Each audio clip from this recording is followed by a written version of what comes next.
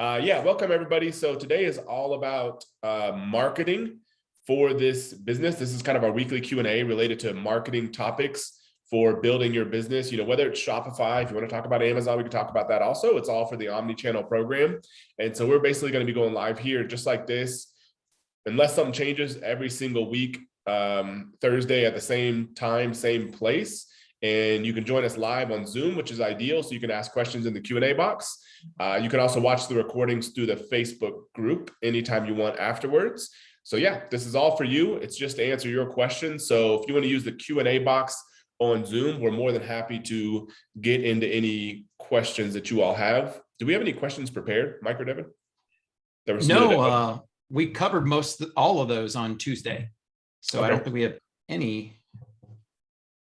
Okay, cool. So then, yeah, anybody, you could just start popping questions in the Q&A box. You don't really need to use the chat anymore unless you just want to like throw a comment our way. But as far as questions, the Q&A box is the way to go. But if you have any questions about, because I know some of you all are in the off Amazon beta, some of you are brand new to OmniChannel, some of you already been in OmniChannel. So we got a little bit of mix here, which is cool. So if you have questions about anything related to selling on Shopify, launching on Shopify, any ad related stuff, we've got a lot of experience here on Amazon, off Amazon, so we should be able to cover just about anything. Otherwise we can get you an answer, but yeah, happy to jump into any questions. I see one from Lokesh says, hey folks, thanks for doing this.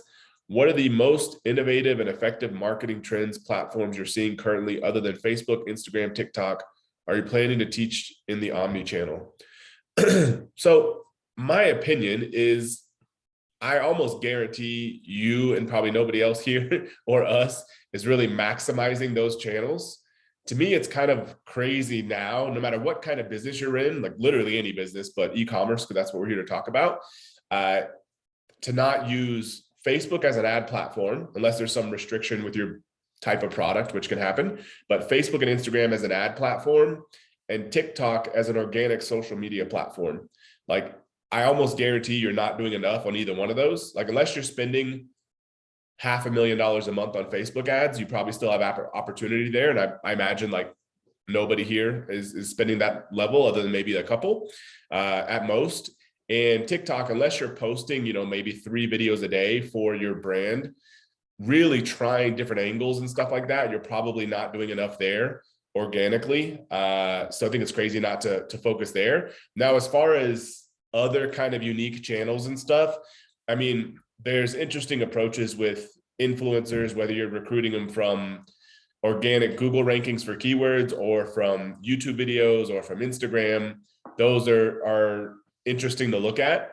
And there's some other ad platforms that can work well, and I've seen work for other people, but we haven't completely proven out ourselves. So I'm not sure of any other kind of great ones to spend a ton of time on just a second until you've kind of maximized those other channels. But I don't know if Mike or Devin have any different ideas. I think sometimes just staying with kind of the normal boring things is really what drives most of your results anyway. So, you know, It's always fun to explore the cool new hacks and the latest trends or whatever, but you know, to your point, it's like if you're not maximizing the core things that are going to drive most of the business anyway, like, you know, it's probably not the best return on your time. Yeah, I mean, we run probably 10 different ad channels for Life Boost, but probably 60 to 70% of our spend is still all on Facebook, just to give you an idea. You know, Matt, I have a question for you because I've come across this recently as we've been running more ads. Do you have someone whose job it is to monitor the Facebook comments below your ads? So inside of a Facebook page, like nowadays, it's kind of nice because Facebook pulls all that into one place. They'll pull all your messages into your page admin, and they also pull all your comments into your page admin in a way that's like fairly easy to check. And so our customer service team is responsible for checking all that stuff. Do they get every single comment for every single ad? Possibly, because we don't want a lot of stuff like floating out there that, you know, somebody's spamming our ad or something like that, because we're literally spending money to send people there. And then our main advertiser guy, he's checking those also, because it's kind of like, if the ads don't work, we don't spend as much money, he doesn't make as much money. So a combination of those two, we don't tend to miss a lot. Yeah, because I've noticed that like I've been answering them myself on our ads, and it's actually really helpful. So Yeah. if anyone starting out, be sure to monitor those. We've got a couple sales already, just people had questions, and it made it real easy then to have a one-on-one conversation with them and give them a coupon and get a sale out of it. Yeah, and it's like every comment you reply on there increases the comment count. So then it looks like there's more social proof on the ad, which makes people want to pay attention to the ad more. So yeah, it's definitely a good thing to do. Looks like we got some questions coming in now, Matt. Okay, cool. Happy to handle them however you want. Or I can read them off. How's that sound? Sure. All right. From Samantha, when it comes to products, do we have more than one selling, for example, coffee, bags, beans, cold brew, and pods, so we can market a bundle? I have no idea what that's asking. Yeah. Sorry, Samantha. If you could ask a little more detail on it, probably. Yeah. We'll save that one. Okay. From Daniel, I'm ready for the OmniChannel. Now I'm doing the one to transfer from Amazon to Shopify. So I remember talking to Daniel the other day. He says, my product's doing good on Amazon. I'm ready on my Shopify store that I built myself. Can anyone take a look and give me feedback? Because I don't know if I have to make a new one or not. I think he's just asking if someone could take a look at the shop. I bet you Tina would love to take a look at that, Daniel. She builds websites on Shopify, so I'm going to offer her up if she doesn't mind helping with that. But the first thing I would do is go through the Shopify training to make sure you have everything covered on there. Because if you don't have all those things covered, the irresistible guarantee, shipping policy, everything, then it doesn't make sense to look at yet. But once you make sure everything's on there, then reach out and we can have Tina take a look. I can start going through them. So George says, can I use Shopify to sell digital products, CDs, DVDs, ebooks? Yes, you can. People do use it for that. We're all here to talk about selling physical sort of e-commerce products. I mean, we sell some ebooks with Life Boost, like little coffee recipe kind of ebooks, and we run those through Shopify also. It's not our main focus though. Lokesh, awesome. Thanks for answering my question. In the call 2 days, oops, that jumped. In the call 2 days ago, I've asked Mike about creating some content about cash flow and scaling your brand to a point where it's sustainable. Mike said he'll discuss it with you. Your thoughts, Mike? Do you have any additional information? The question was, and it's a good question, is how can new people starting off on this journey control their cash flow? Yeah. It is easier on Shopify than it is Amazon, because with Amazon, you have to like drive for rank. And so you're kind of constrained by, you need to order a certain number of units. With this, you don't have to, but it can still be a challenge. Maybe like, I know there's been some books probably you've read, Matt, that talk about cash flow for startups and small businesses. Do you have any? I think if you're like just getting started and stuff, then it's a matter of like not wasting money and basically putting every dollar you make back into your business for a period of time. Some people that's 6 months, some people it's a year, some people it's longer. I mean, basically for Life Boost, like we didn't take a dollar out of the business for the first year while we were scaling it. And in your case, like Mike said, it's like on Shopify, it doesn't really matter if you run out of inventory. It's like ideally you don't, because you run out of stuff to sell. You can pre-sell and all that kind of stuff, which is nice, but it's not like you have to worry about rankings or something like that. I mean, maybe your ads, if you get those cranking, they can lose a little momentum, but it's not a big deal. So I think it's just getting some amount of inventory, selling it as best as you possibly can, getting a little bit more inventory as you kind of prove out that product, selling it as best as you possibly can, and just not wasting money. Like where I see a lot of people waste money in this business is like they try to launch like 5 products at a time, and they basically just incur a bunch of costs but don't get any sales. And so it's like launching new products is a necessity, but all your money comes from actually selling stuff. And so it's like 90% of your time and effort should be spent on actually selling stuff. And I feel like if you do that, then cash flow won't be as much of a concern. But it's a physical product business, so you got to order inventory. But as long as you're following those principles and you're actually selling stuff, then I think it should work out. I think the biggest thing is like managing consistent growth, because, when you try to do explosive growth, that's where you run into cash flow challenges too. Yeah. And here's Paulo, who's in our off Amazon beta, says, how would you set up a giveaway with the goal of getting new subscribers to your email list? Would you set up a Zipify landing page for that? Have you all used Zipify for lead capture? I have not. There's other options, but I haven't used it specifically for lead capture. Does it have that built in? Devin, I see. Yeah, it has like an opt-in form that you can sync directly to Klaviyo. Okay.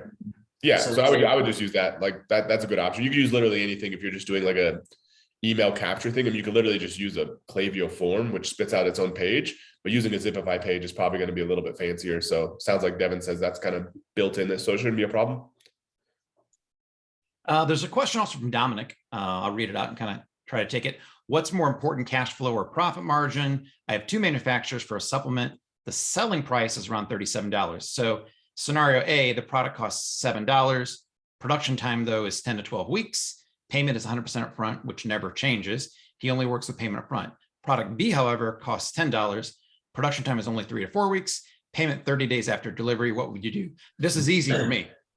I would take the $10 fastest option with every single time, and then make sure that the product still has demand and get sales going. The $3 difference isn't going to be a huge difference because you already got a nice profit margin on this. And later on, you can always look to lower your cost with the other manufacturer if you want to. Yeah. Yeah, everybody I know that's ever scaled a supplements business, it's because they could turn cash so fast and, you know, go into new products quickly and things like that. Does the affiliate app automatically pay the affiliate commissions? How do you pay your SEO review sites affiliates? So with Affiliately, I believe they're able to accept payment through like PayPal, but I can't remember how it's set up by default. And I don't remember if it's even an option to automatically pay them, but I would almost always have the ability, have it set up so you manually review the payments before you just go run out, pay a bunch of affiliate stuff. Because you could have one that just like, you're not paying attention and all of a sudden they did some shifty stuff, you know, sending you a bunch of fake sales that are refunded or something like that. And then they want to get paid like $5,000 and then it automatically pays them. Like that would be a disaster. So regardless of how it's set up by default, I would go in there and play with the settings and make sure that it's kind of manually approved to pay affiliates. Same thing would apply for the SEO review sites. I mean, we basically ran them all through Affiliately until recently. Now I think we've kind of started shifting them over to Share a Sale to kind of have everything in one place. Because Share a Sale is also a platform to recruit affiliates. But for the first couple of years, we literally just used Affiliately and then we just do a manual payout, I think once a month. We had a question on that on Tuesday on Share a Sale. One of the members, Matt, had asked, they said they only get about 5 clicks a day, I think, from Share a Sale. If you had any strategies for making that work for them.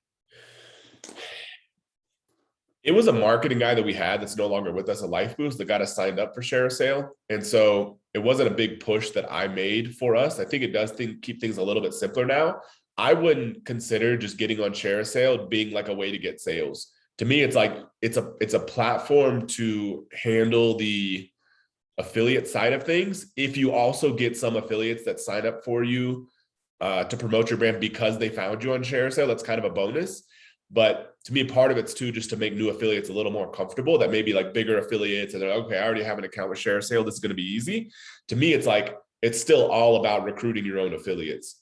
I think that's where you're going to get the best results. And so I would just be doing the same stuff we've talked about before, depending on kind of when you popped into this. I would look at all the websites that rank for keywords in your market and see what products they're promoting, start contacting them and see if you can work a deal for them to promote you.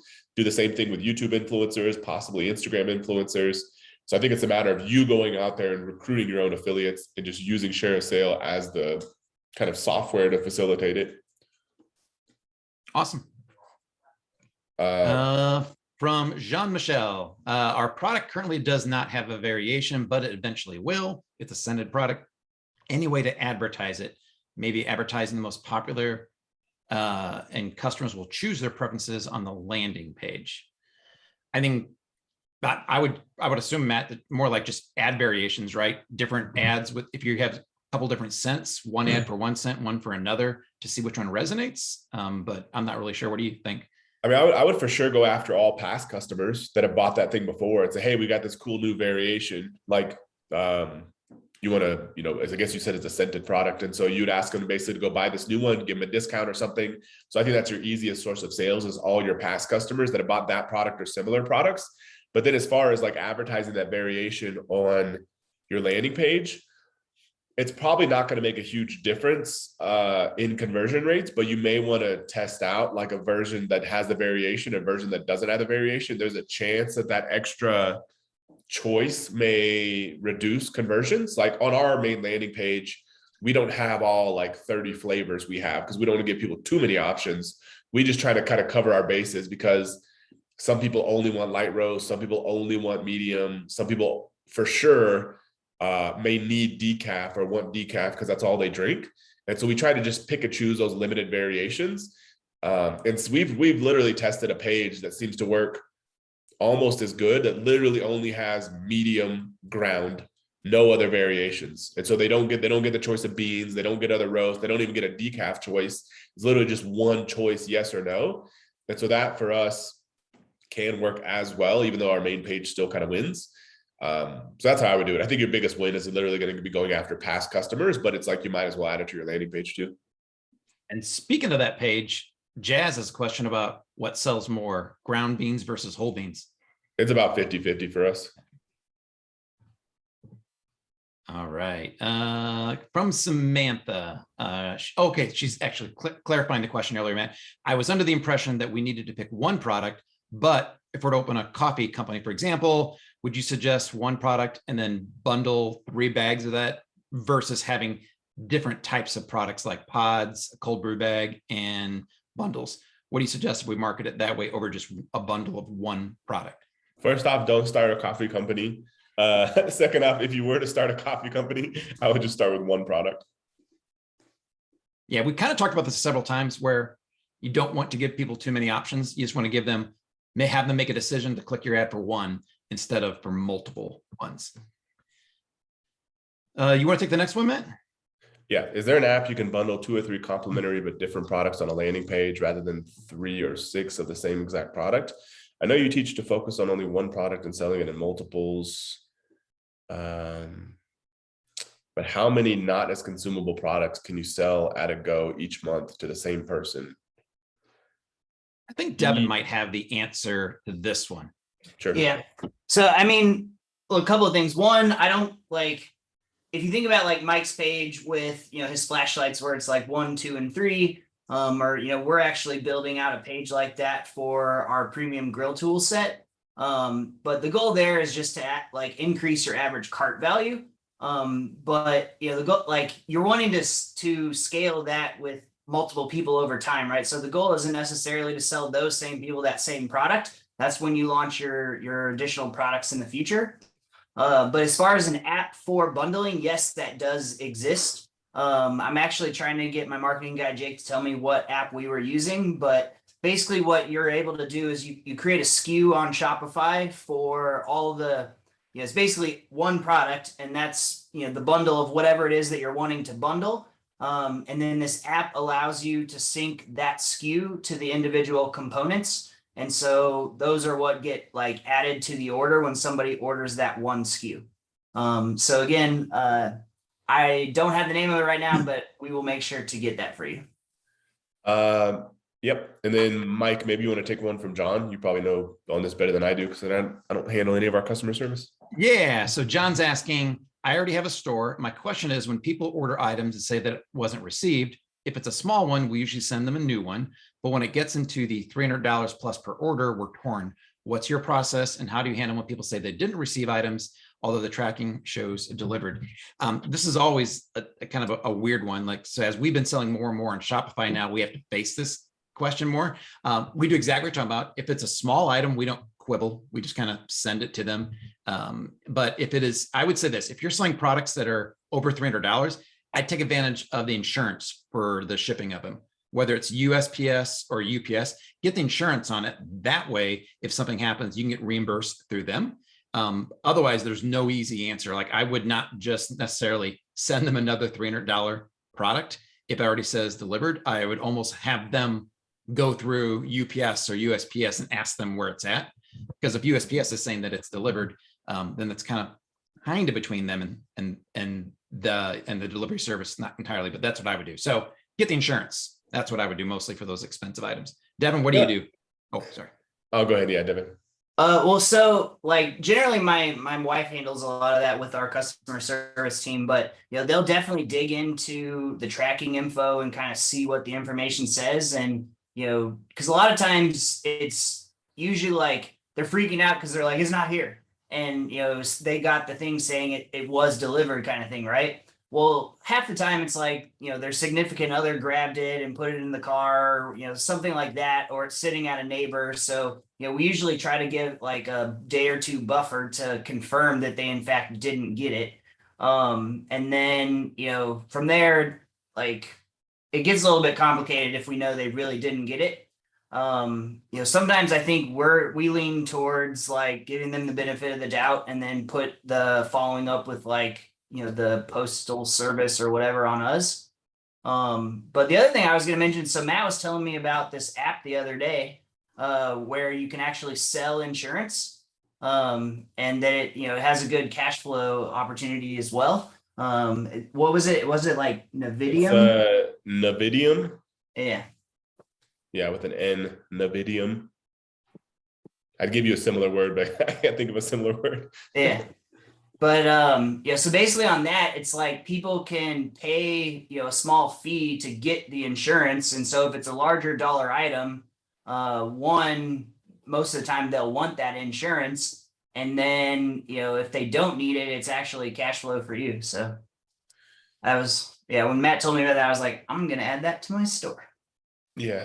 Yeah. And I feel like in general, like in every business for me, it's like the long-term kind of customer service strategy has always been similar to like this thing from game theory, which is called like tit for tat, which they say is like the winning strategy in these like games where you're constantly like going back and forth with people. Whereas like Devin says, it's like kind of trust them on the first one, but then after that, you kind of adjust based on like, if this person just keeps claiming more shipments and stuff, then it gets a little like, okay, maybe we're not going to just stop doing business with this person.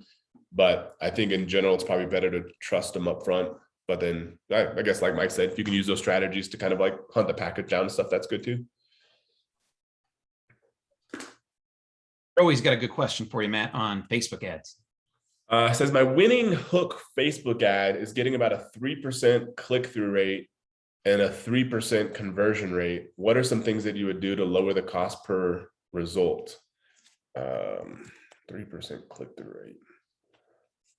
What is a normal click-through rate on these ads, Devin? I'm looking at cost per click or CPM. Yeah, I mean, 3% is pretty good. I guess the question is, are you looking at unique link clicks or are you looking at all clicks? Because you need to look at unique link clicks to see what the CTR is. Because anyway, three, above, I think 1 or 2% on a click-through rate usually is pretty good. And 3% on the page is average, but I would be looking at ways to optimize your page. Because the ad may actually be pretty good. Like what's your cost per click on the ad? Yeah, because I mean, I was just kind of like ran some like back of the napkin math. If you're getting like a $30 CPM and a 3% click-through rate, that means you should be getting about $1 a click. And a $30 CPM, it's going to be so dependent on your audience and your market and everything. But that is, a rough benchmark of something you could see. It could be lower, it could be higher. But if you're getting like dollar clicks, like that's good. 3% conversion rate, like Devin said, also pretty good. To me, at those numbers, I'd almost be seeing if I could bump up average order value. Like maybe you could get that conversion rate to 4%, 5%, 6%. Like Devin said, like that's a good use of time also. But I mean, if you could make the numbers work at 3% click-through rate, 3% conversion rate, then you could just increase your average order value by like 50%. Like you may be off to the races. Awesome. Paolo's got a question about TikTok. If you had $1,000 to start TikTok ads, how would you spend it? I would take $500 of that and create 20 content videos and then force yourself to publish those before you run a single ad. The reason I say that is because it's very easy to spend money on ad platforms, but what none of us want to do is like actually create content for them because it's kind of like, I don't know what it is. It's like, you could spend 5 seconds and be like, here's TikTok, here's $100,000 in ads, but it doesn't mean it's good for your business.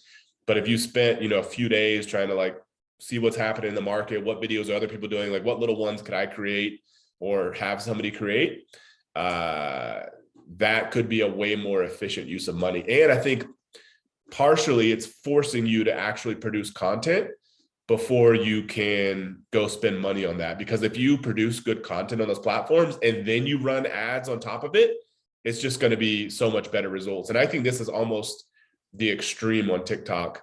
If you're producing good content on your Facebook page and then you run ads, it may not make a difference if you had no content on your Facebook page. It'll probably make some difference, but I think on TikTok, it's even more extreme because I think that platform naturally, people just seem to make it to your profile a lot more. So I would force yourself to produce, whether it's a dollar amount or not, like maybe it costs you nothing to produce content on TikTok. I would force yourself to publish a minimum of 10 content videos, then run ads. I think that's a little bit better of a shift than just immediately dumping money on there. All right. I also have a bias towards Facebook ads, so I would say spend $1,000 on Facebook ads long before you do TikTok ads. But yeah, but I would for sure be putting content on TikTok. From Shalina, did you use someone or a company to help running your Facebook ads, since she's not the best at running them, Matt? Yeah, I know a lot of people have this issue. Like, I don't know of a low cost resource for that. Like, somebody that'll take somebody that's only spending like a couple $1,000 a month on Facebook ads. I don't know if we have a resource. I mean, you could find somebody like that through like Upwork.com. Like, there'll be unlimited people there that'll run your Facebook ads, and there'll be varying levels of ability and easiness to work with. But if you have a low budget, like if you're spending less than like 50 grand a month on Facebook ads, then like that may be your best option. And unless you happen to know somebody that's a good agency or something. I ran our own Facebook ads for the first 2 to 3 months. And then we hired a guy, but his minimum fee to him was $7,500 a month. And so until we were willing to spend $7,500 a month to pay somebody to run our ads, I just ran them myself for the first few months. But if you just literally don't know that stuff, then maybe you want to hire somebody on like Upwork.com and just watch them like a hawk. But make sure you're giving them like a good landing page first. Don't just hire them and be like, hey, start spending money, and then you haven't created a good landing page. I would do that part first and then go hire somebody like that on a super low budget, watch them like a hawk, see how it goes. And you may end up having to go through 2 or 3 or 4 of those kind of people. But if you give each of them like let them spend $500, $1,000 before you make a call, then if you did that 4 times with 4 different people, it'll be a pain in the butt. But if you did that, chances are you'd find somebody that's halfway decent. Awesome. Another question from Paulo. Oh, we answered this question on Tuesday. He also wants your input, Matt. What are your thoughts on the as seen on TV pitch that people sometimes get contacted about? Are you familiar with that? I don't know that much about that. I know there was somebody that we were talking to in one of our programs, or who was that? Somebody was saying they got approached by this as seen on TV thing. They thought it was going to be a big deal, but I never heard of anything coming out of it. So it's like, I have no experience with this really. And Devin and I talk about this. We both. Were you involved in that? Yeah, I got approached twice, and Devin has as well. And then I know 2 members who've tried it and did not get good results. Yeah, I put it this way. I've never heard of anybody doing well with it. Yeah. Mohammed says, the domain that I like is very expensive in order to get the .com. How important would you say it is to have the .com extension compared to other ones like .us and .net? For an e-commerce business, I would almost for sure say get a .com and just change the domain, like add the, or some other word in front of it, or just literally change the words that are in your domain. I think it's crazy not to have a .com. The only exception I see that's possible for that is if you're a charity, you can have a .org, or if you're some like super tech, like software product, you can have like a .io or something, but pretty much everyone else should have a .com. It's just like, it's just pain you don't need to endure for the rest of your business life. By the way, John responded back. He had the shipping question and lost products, the $300 ones. He says that I use the multi-channel fulfillment for my shipments with Amazon FBA. So I don't believe I can get insurance, but I will look into it. Thanks. I do know that we found you can contact Amazon for shipments that don't get arrived. Because they are a fulfillment company, you can reach out to them and actually raise support questions with them. We've had a few reimbursements from them when the products didn't arrive. It's a pain because it's Amazon support, John, but you can still reach out to them and see if they can give you at least a refund when those when they don't get shipped out and arrive. Al says, my mom just passed away from pancreatic cancer a few days ago. Sorry to hear that, Al. She was my biggest supporter, and I'm dedicating a portion of my website to her and cancer research. I would like to incorporate a roundup for charity or pick a charity option on my Shopify site. How would you go about doing that? Are there any apps you would recommend? Would you add a banner on top promoting the charity? I would put it everywhere you possibly can on your site. Like if you're going to do it, you might as well kind of go all in. And it could be your homepage, it could be a banner, it could be your about page, it could be your cart page. If you are, if that's what you're going to do, then I would go all in. As far as like an app that makes that easy and stuff, I would have to imagine there's like a roundup for charity thing. It's just, I've never seen one for Shopify. Yeah, if you search in the Shopify app store, I mean, you can find all kinds of things in there.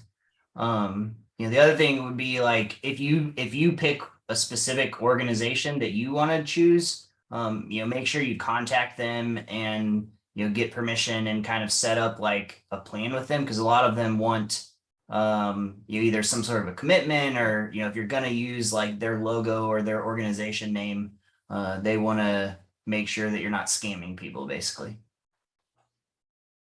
All right. Question from Hiroko. I'm going to put this one to you, Devin.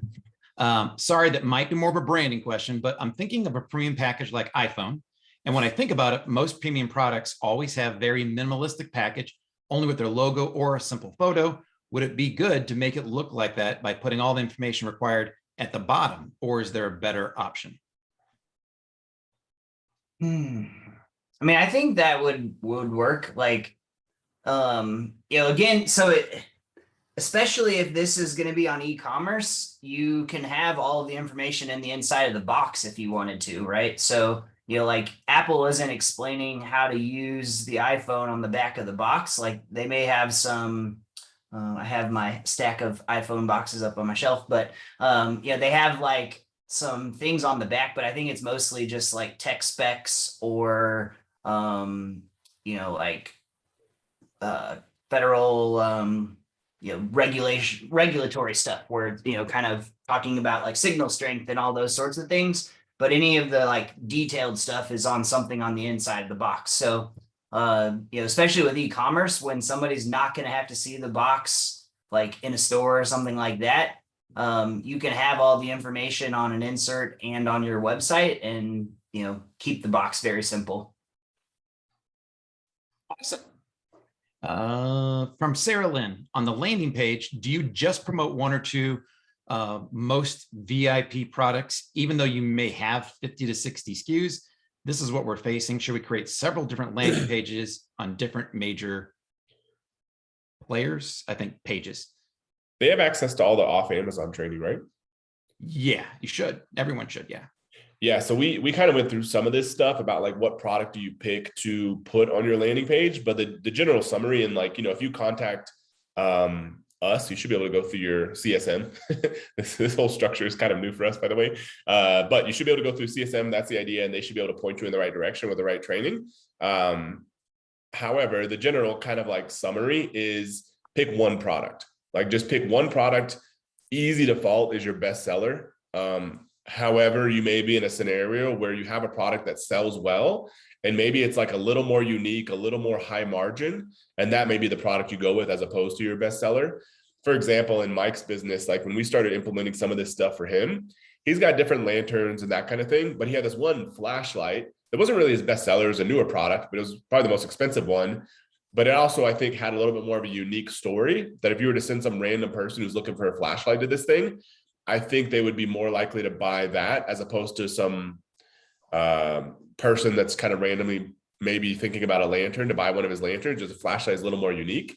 And so that's the general idea, is like, what product do you have some differentiation, has pretty good profit margins, and if possible, has a little bit of a higher price, like, at least $20+, if not $30+. That's what I would do. I would not put a bunch of products on the landing page. Like just pick one and then go from there. And then like, you may find out that that's not the one that really crushes it, but I wouldn't go creating a whole bunch of different ones at first. I would get the process going, get one page created, run some traffic to it, see how it goes, and then start doing that with other products. Like we basically have a landing page for each one of our flavored products, mainly just to promote to existing customers.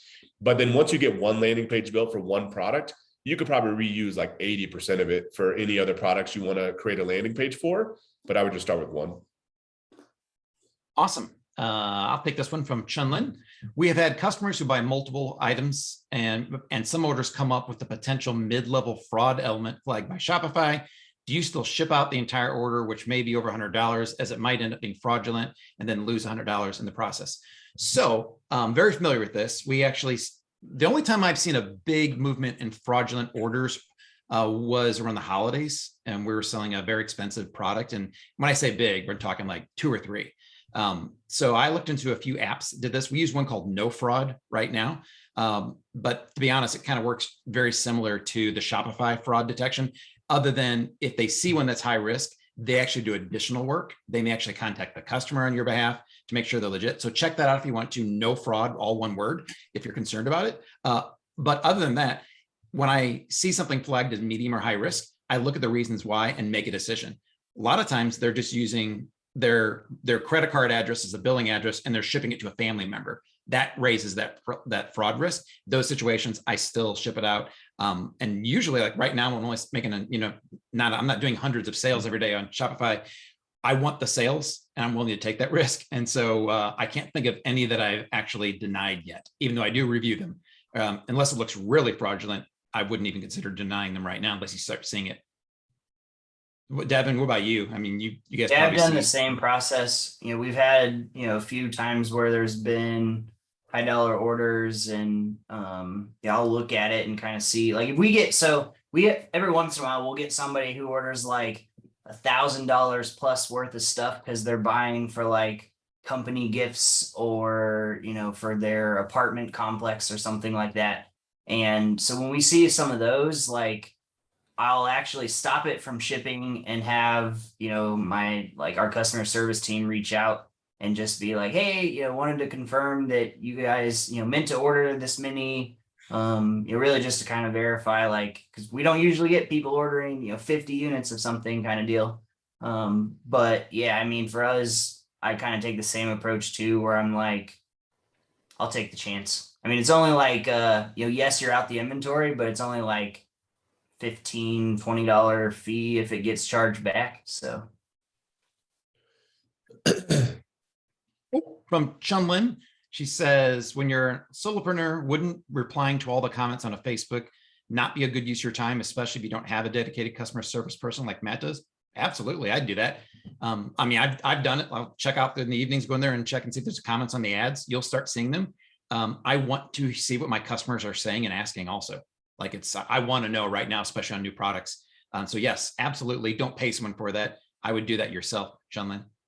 And we monitor it because it will actually negatively impact your ad performance. Like if you have people being like saying negative things, or just like, oh, it's too expensive, or like, who would buy 3 of these? Like I hide a lot of that sort of stuff because I just, you want people in a positive like state of mind, and I just don't want that negativity on my posts. And unless you're spending like a ton of money, that'll probably take you all of like 5 minutes a day. It could either be done at the end of the day or beginning of the day.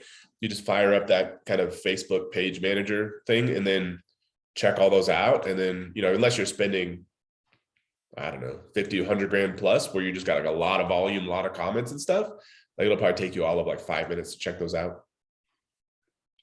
You want to take the next question, Matt? From Rowie? Yep. Rowie says, I messaged about 20 affiliates with the affiliate email template you guys provided. No one has responded. Any recommendations on a different way of going about contacting them? Maybe just a shorter email. Yeah, I mean, if you message 20 and didn't get any responses, there's obviously something going on there. Not even like a no. It's just no responses. Either your emails are just not getting delivered for some reason, or your offer was not strong enough or personal enough.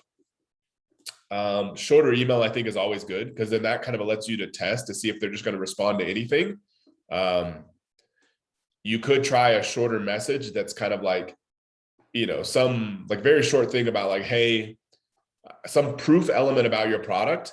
Like, I've got this product that has 5,000 5-star reviews. I'll send you one for free, no shipping, no nothing. I would love for you to check it out and see if it would make sense, because I think it'll quadruple your commissions on this page and make you thousands of extra dollars. If you're not interested, just let me know, or something like that. See if they respond. I would try something shorter like that.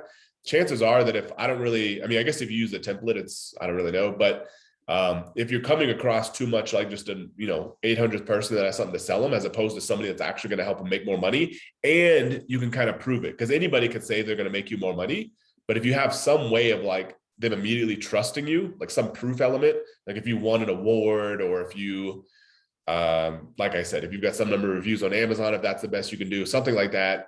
And then also doesn't make it feel like, hey, I'll send you a free product, but you got to pay for shipping or something like that. It's like, that's just super annoying.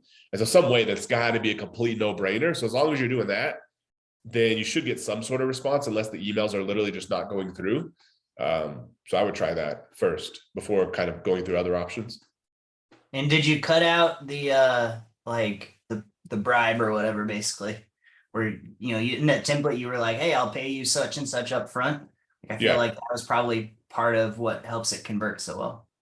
Yeah.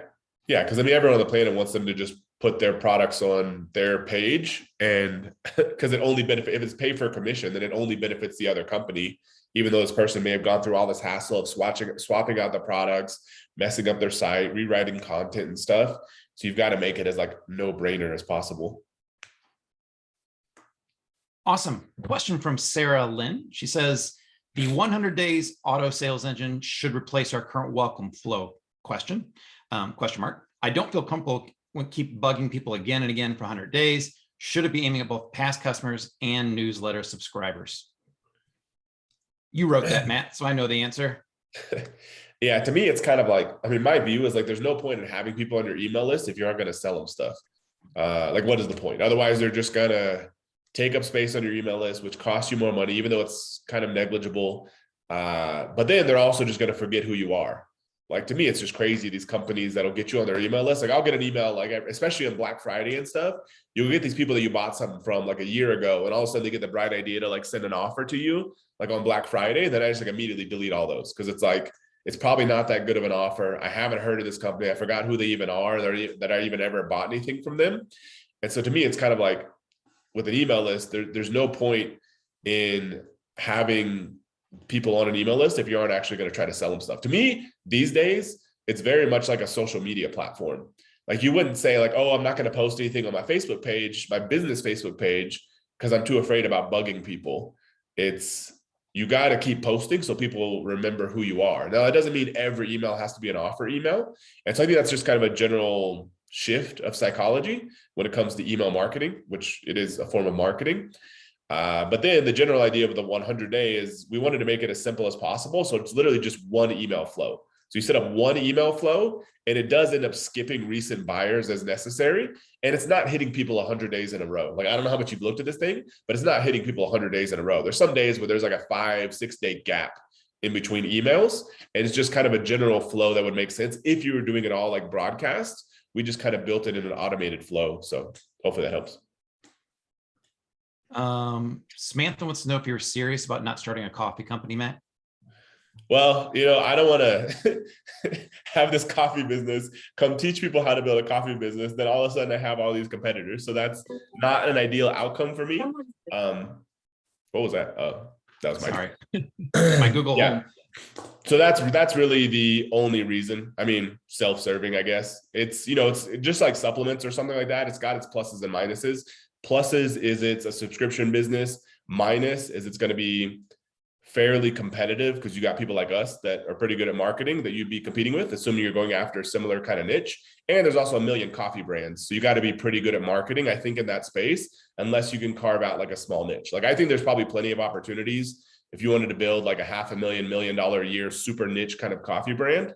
But if you want to go big, sort of mass like we have, I feel like you got to be pretty good at marketing, because you're kind of trying to cross that hurdle of like, why should I buy your coffee versus these like 8 million other ones for $14.99? Whereas that extreme level of commodity, I mean, literally coffee is a commodity by definition, does not exist in most other markets. So there's pluses and minuses, but the main reason I suggested was half jokingly because I don't want more competitors. Here's a good question from David. We've had a couple other times as well. What's the strategy for validating demand before committing to a first order? Do you run Facebook ads, test conversions, get people into a group, and get them excited for the launch? I don't think there's any real valid way to know 100% sure if a product's going to sell other than actually trying to sell it. I literally heard somebody just talking about this with like investing. This guy that manages like $1 billion. I was watching a YouTube video earlier, and he was talking about the same thing with like investing. Some people recommend for like investing, create your little spreadsheet portfolio, monitor it, act like you would actually do the investment. Totally different than actually putting money on the line. I think that's the same thing with trying to sell people stuff. Getting people to opt in for something, getting people to raise their hands, to fill out a survey is totally different than actually getting them to pull out their credit card. So, I think we go through this in the training, but the general idea is like, do the best job you can about following the training, finding a product that has proven demand, which one of the ways that we sort of help you validate that is looking if similar products are selling well on Amazon, because Amazon literally tells you what products are selling well. And so as long as you know that people are buying that kind of product, then it's a matter of coming up with some differentiation that'll be meaningful to like a subset of that audience. And so you've got a decent chance of selling this thing. But that's why we also recommend keeping your risk as low as possible up front, not going crazy with your inventory order, because I don't think there is any guaranteed way of knowing if a product is going to sell well, other than actually getting some inventory and actually trying to sell it. You just got to do some of that upfront work. I mean, could you conceivably set up a page and take orders and then just refund them? And so if you get like 3 to 5 orders, you might be confident enough to move forward. People do that. Yeah. To me, it's just like, I don't know. I guess my stance is if you're going to do all that, you might as well actually get some inventory. Cool. Let's see. Question from Rashid. I have a product that's for a homeowner. It does, of course, have high demand on Amazon. Will it be good to advertise on TikTok, since TikTok is mostly used by young people less than 30 years old? Yeah, so the demographics on TikTok are always changing. I think they have like 1 billion users now, which you imagine is not just people under 30 anymore. Like it's literally, it depends what you're watching on TikTok. Like I don't spend a massive amount of time on social media personally. I literally have it on like a separate phone over here from my like main phone, just for that reason, because I find it like super distracting. So I get on there and like I play around with it, see what's going on, try to learn stuff for how to, market basically. It's like the videos I see, because I'm mainly watching like business stuff or in the market, there's maybe 1 out of like 50 that's somebody like dancing and pointing stuff out, which kind of used to be the only thing on TikTok. Now it's very much educational. There's lots of entertainment stuff, but that's probably not the market you're going after. But it's a lot of educational stuff, and it's not just for people under 30. So I feel like just about any demographic you possibly want to reach is on TikTok. Though if you're going after people that are like 60 plus and that's your only audience, maybe it's not the best place to go right now. But pretty much any other demographic you can reach on TikTok. Awesome. Plus, I mean, only thing I'll add to that was don't worry about advertising on TikTok. Just make some videos and put them out there before you even spend money. You'll know if it's working. Last question from, and I know, Matt, you have a hard stop here, come up 10 minutes. So from Leslie, I'm starting in the UK because I'm in the UK and I picked a product idea, but I'm not totally sure how I'll differentiate it. I am concerned about differentiating too much as the UK market is much smaller. How would you try to stand out, but still appeal to a wide audience? It's kind of hard to know, I think, without knowing the exact product, unless, I don't know, Matt, Devin, what are your thoughts on that question in general? I mean, I think there is a little bit of a balance. Like if you're like, hey, this is only for men that live in New York City that are over 7 feet tall, like that's going to be a super small audience and probably not big enough to be like commercially viable. So there is a level of like too narrow of differentiation, but to me, the differentiation has to be standing out against the other current options. Like say for example, if like you wanted to sell weight loss supplements and every weight loss supplement on the planet was targeted at women, and you're the first person to ever come out with one targeted at men, you're done. You don't need any more differentiation. But that market is way more sophisticated, so you've got to come up with something like slightly different. I mean, I think this is kind of like, goes back to like the dude wipes example. Their differentiation, like they tick some other boxes, like a little more natural, that kind of thing, natural ingredients, I guess. But they took bathroom wipes and targeted them at men. That was their differentiation, literally targeting a specific gender. And this has happened a lot in like, targeting products that were kind of for everybody, but then they made them just for women and that kind of thing.